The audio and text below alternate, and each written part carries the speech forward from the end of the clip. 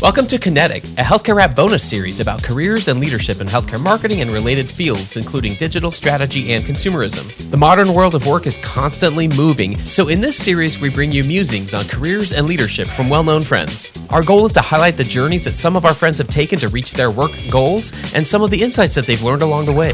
I'm Jared Johnson, founder of the Shift Forward Health Production and Marketing Group. Over the course of this bonus series, we will be sharing exclusive interviews with an all-star lineup of experienced leaders. Check out this lineup: Ed Marks, Gene Hitchcock, Alan Shoebridge, Kathy Divis, Kristen Baird, John Marzano, Jess Colombo, Robert Rose, and Joe Polizzi. To kick off the series, we present this montage from previous guests on the Healthcare Wrap. Each of these guests was asked to share a piece of career advice that has stuck with them. These are their responses. You'll hear well-respected guests starting with Deborah DeSanzo, president of Best Buy Health, Dr. Mohammed Diab, CEO of CVS Accountable Care, and Dr. Chinny Pularu from Walmart Health. Then we'll continue with Don Stanziano from Geisinger, Denise Worrell from Memorial Hermann, Lila Wagner from Core Health, Reed Smith from Ardent Health, and Kathleen Elmore from Engages. Let's get moving. I had a general manager. He was actually the general manager of the Hewlett-Packard Medical Products Group, who told me that I needed to be in it for the long run. And what he meant was, I was running really hard, and he meant, resilience is important. It's important in your health. It's important in your mental health. It's important in your body. It's important in your vision, and it's really important also in what you're trying to do for your business. As you go through business, as I've gone through these past 30 years, trying really to bring the consumerization of healthcare to life, you go through ups and downs, and you really have to stay with your vision, stay with what you want to do in this world, and you need resilience. So you have to be in it for the long run. One of the best advices I received over the course of my career is focusing on the patient and the consumer. And if you do the right thing by your consumer and by your patient, everything will follow. So this focusing on making an impact, a positive impact on these patients' lives and enabling the providers of care to deliver better care and transform the way they deliver care, this was a career advice that really stuck with me, that it always pays off on every aspect of what you're trying to achieve. And the other thing is also that the decision-making has to be very objective and data-driven.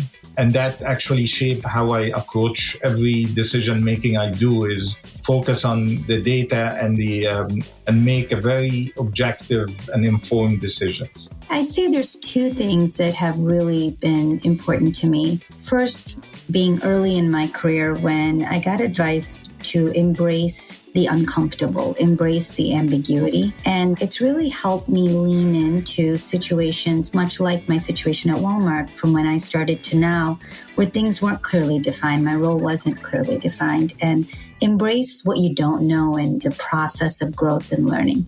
Where you're uncomfortable is really the space where you have the most growth. And I'd say later in my career, as I started to become more of a clinical executive, someone told me to embrace the rooms I'm not in just as much as the rooms I am in. Because sometimes it's nice not to be in certain rooms. And usually there's a reason why you're not, whether it be that you are actually not being called upon to do some of the actual work that's being done, and now you've been able to supervise the work, or that it's a way to protect you. And so I feel that those two pieces of advice have really helped me. It was a mentor and former CEO of mine who encouraged me to ask for what I want and be clear about what you're interested in. And that served me well because I was asked that question. And at that point, I did want to be a chief marketing officer. And I said so. And a couple years later, it happened. And by getting on his radar and making him aware that I wanted an opportunity like that, I did find myself in a position to be considered and ultimately getting that position. I tell young people that now all the time, that you need to think about where you want to be next.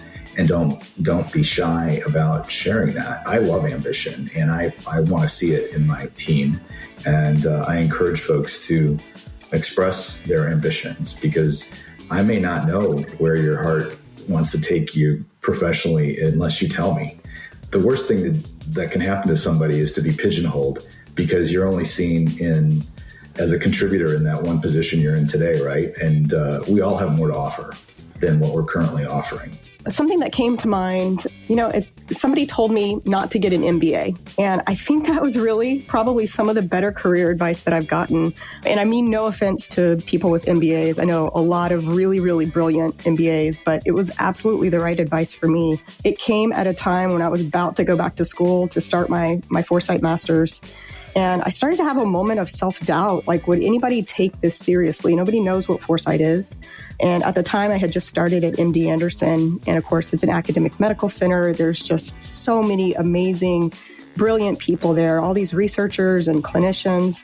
And, one of the things there is that everyone's badge has their name, and then it has all of the letters for all of the, things that they have completed, all of their degrees. And I looked around and my badge said BS, Bachelor of Science, just a BS. And, it's really kind of how I felt starting up human-centered design practice because, nobody knew what that was. And I think most people just kind of assumed it was a bunch of BS. It was a bunch of fluffy stuff. And that there wasn't really much to add to the conversation. Of course, once they experienced it and got to know it, that really changed people's perception. But I really had that moment of self-doubt and self-reflection and thought, maybe I should go for an MBA. Maybe that's more respected. And my boss at the time, I remember kind of expressing that to him, and he said, absolutely not. Do not go get an MBA. You're at a point in your career where there's nothing that they're going to teach you in business school that you haven't already learned. And he was absolutely right. Not only because I think that was really about staying true to myself and my interests and to not worry so much about what other people think, but also because the deeper I've gotten into healthcare, the more I can see that, gosh, creative thinking and strategic problem solvers and people who think differently are so needed. We need like 20 times more people who can think different in healthcare. So I appreciate that advice very much. I've received a lot of career advice, not all of it good, but probably what I would consider the best piece of career advice didn't necessarily come as a career conversation. It's probably a quote that many people have heard just in day-to-day life and on the internet. And it's from Viktor Frankl that says, between stimulus and response, there is a space. In that space is our power to choose our response. And in our response lies our growth and our freedom. And that can kind of be summarized by a phrase that my husband liked to use with our kids as we were raising them. And it was pause for poise. And the idea of just taking a second, taking a minute so that we're not always in reactive mode, but to really stop and consider, what should we do next? How do we respond? As opposed to just reacting. And I found that to be a really useful piece of advice for myself, because I tend to be kind of a reactive person sometimes, kind of emotional, passionate for sure, but also great advice to give our clients who are often faced with challenges and they just want to jump in and react to a competitive situation or react to now, disruptors are certainly part of what you and I have been talking about for quite a long time. But just pausing to really consider what are the issues can be really valuable. There's probably a lot of inflection points. I think when I started doing this, there was barely an internet. It's just different, right? The way that we thought about the world, what marketing meant, some of those types of things. There's been a lot of people and a lot of advice, I guess, but I think most importantly has been to really kind of understand and take into account what's happening around you. I think that's the interesting piece of this. When I started and was the director of marketing and communications at a small community hospital in Central Texas in 2003, again, there was barely an internet. And part of my job was I was assigned to be the initiative champion for our patient experience work. And at the time, when I was thinking about marketing and experience, predominantly patient experience, it felt like two very different worlds. And then here we are all these years later, and it feels like, it's hard to delineate one from the other sometimes. And so I think, some of the opportunity that I got early in my career and some of that advice being like, hey, listen, I don't know. It may not be exactly what you're interested in. It may not be exactly the most visible thing within the organization or the most exciting thing, but take all the opportunities that you get and understand and try to figure out exactly what that then means to the role that you're doing and the experiences that you can gather, because you don't really ever know, down the road and kind of as things progress, how this may actually be advantageous or beneficial to you in the long run. I had an early mentor who said to me, if you find purpose, it'll never feel like work. And frankly, when I came into healthcare, that's what shifted for me. I feel great and excited about every day trying to help healthcare organizations drive consumer behavior change toward better health and lower costs. All right, the second half of our lineup today includes Blake Madden from Hospitality, Matt Dixon from Eclipse Telecommunications, Sam Searing from Epic, Paul Backett from Evolve Collaborative, Alex Gray from Adapt Innovation Group, Victor Rice from UNC Health, Sean O'Malley from Monocle Insights, Jeremy Rogers from Indiana University Health, and Dean Browell from Feedback. Here we go. I don't know if I can remember like a singular kind of piece of career advice. I do have one of my college professors always used to say, in the moment, nothing is as good or as bad as you think it is. So I've kind of always taken that to heart, to where it's like if something seemingly really bad happens, then it's not maybe going to be as bad as it seems in the moment, right? And then beyond that, I would say, for me is I try to approach everything with a sense of kind of humility, and I want to try to be coachable and take, constructive criticism in everything I do. And so, how that looks for me in my life is I played sports growing up. And so, I had coaches yelling at me and telling me to fix my form and, whatever, playing football and soccer. And then, when I was at the consulting firm, I listened to my managing directors and took advice from my, senior analysts on how to format things and lean on people's expertise who know more than you. And then I try to use that same kind of tactic in writing as well, to where I'm able to, I could talk to you about how to start a podcast, or I could talk to industry experts about, what they think about certain market segments, and just have an intellectual curiosity and, just learn as much as I can. I'll say this, and it's probably counter to what a lot of people say or think, but I say make no plans. I graduated from college with a degree in political science. I was convinced I was going to be an attorney at one point in my life. I've stayed curious throughout my career, stayed open to learning new things, and it's really allowed me to create kind of a holistic view from technology, strategy, operationally. So for me, it's always been be open to the possibilities. I think people tend to create an idea in their head of, I'm going to be X someday. I'm going to be the VP, the CTO, the CIO, chief marketing officer, whatever the case may be. And they close themselves off to the possibilities of exploring other options and learning new things. I think that's the key, right? Stay curious at all times. I think for me, the best advice that I was ever given was be the best version of you possible. So, of course, in corporate environments, you always want to be comparing yourself against the guy across the hallway or the girl who works at another company.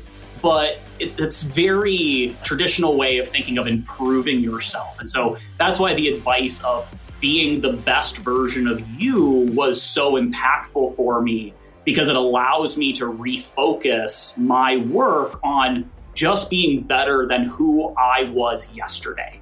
So it really helps me focus on kind of that internal improvement without needing to feel the need to put down others in the work that they're doing, because the same advice is true for them. They should be the best version of them possible as well. Individual success is not dependent on the failure of another. I was thinking about this. It was like I was going back in my mind to previous bosses. And so one of my first ever bosses told me, think about managing down, not managing up. I didn't quite understand it at first, but I think I've learned more about it over the years. So I think really what it means for me is like focus on your team and make sure your team is doing great. Don't worry so much about what looks good in front of your boss. Early on, one of my professors in college talked about questioning everything and understand why. I'm the type of person that I do need to know why. I need to look under the hood and make sure I understand how things are working, and I do question everything. So that's stuck with me throughout my entire career. Probably, okay, you said number one, maybe let me give you number 1 and 2. So really develop your BFF. So what is a BFF? Develop, argue, curiosity and context are BFFs. So let curiosity guide you. Always start with the assumption of positive intent. Understand the why. That's whenever you walk in a room or if you're new to an organization, and what must be true in order for an initiative or idea to be viable. And then again, as I mentioned, curiosity and context are BFFs, context. Always seek additional background and look to uncover what is being said, but also what is not being said. And then as I can just roll up my career advice, and this is for all of us, this is what should guide you from day one until you decide to, let's say, retire. Our role is to plant trees. The true meaning of life is to plant trees under whose shade you do not expect to sit. So oftentimes what you might be challenged with is to create a better tomorrow for those that you may not come into contact with. So let that guide you as far as how you approach daily. For those of us in healthcare, we are advocating and we're pushing forward because we do want to create a better tomorrow for those that we see today, but for those we may not come into contact with tomorrow. I know a lot of folks potentially listening to this podcast are entrepreneurs. And for me, entrepreneurism is something that I was somewhat reluctant to take a leap at because it's quite anxiety provoking. And something that I have carried with me is this book within the book called The Art of Principled Entrepreneurship by Andreas Widmer. He talks about how we are most human when we are creating something new and doing something for others. And even to go so far as to say it's like written on our hearts, right? And in kind of the thralls of entrepreneurialism, when I'm incredibly anxious about all the different swirling things, I think of this quote and it really helps push me forward to be a gift to others as best I can. And I think that, there's advice and then there's sort of that thing that you bring up when things are hard and your back is against the wall. And I think about creating and being a gift and how it's not so much about me sometimes. And boy, that has really helped my work product. But it's also helped me as a person turn something that would otherwise be really difficult into something that I can grow from. I was fortunate enough younger years earlier in my career to have some really good mentors. And the thing that stuck with me the most was really about flexibility. A lot of people coming out of school early in their career want to have a very firm plan. They want to know exactly where they're going to go, what their roadmap is. I was always taught to try to be flexible. I think in a career, like many things, you're afforded several opportunities, several forks in the road where if you maintain flexibility, you can make choices that aren't like tied to a rigid prescriptive plan.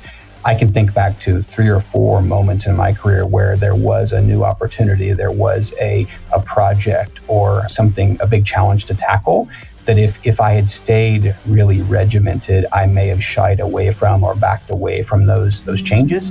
And so I think with flexibility, it opened new doors for me, created more work for growth development. That's been really important to me. 2 things have got to come to mind. One is, and I actually already inadvertently used the term, but build your own sandbox. And by that, really what my friend at the time, my real mentor said was, look, you've got something here that's very, very interesting, and it's something that's worth pursuing, and it's not worth putting yourself in a different shape to not pursue. In other words, create. If there's something that you're truly interested in, make a sandbox where it's a place where you can play, and stop trying to kind of conform yourself into a position that may or may not be right for you. And I think part of that, it's a little bit of like pursue your passion kind of thing, but it's also about giving yourself room to continue to learn and continue to explore. And I'm really lucky in that. I mean, everything we do, every project we do, I'm like learning. It's not that I'm this massive brain that knows the answers before we get into a research project. It's, I get to learn as we go. And I think really being able to follow that has been great. And the last little piece I would just say is advice my dad gave me a long time ago. I know it's a saying I think other people I've heard say in different ways, but luck favoring the prepared mind. It's not to say that there is no such thing as luck, but it's the idea of being ready to take advantage of the opportunities when they present themselves. And we're going to combine those two, right? Like both being prepared to take advantage of the opportunities and, make a sandbox for yourself. You may find that you can find that way and do what really is meaningful to you and really make an impact. All right, hope you enjoyed this episode, and stay tuned for our next episode featuring the one, the only Gene Hitchcock.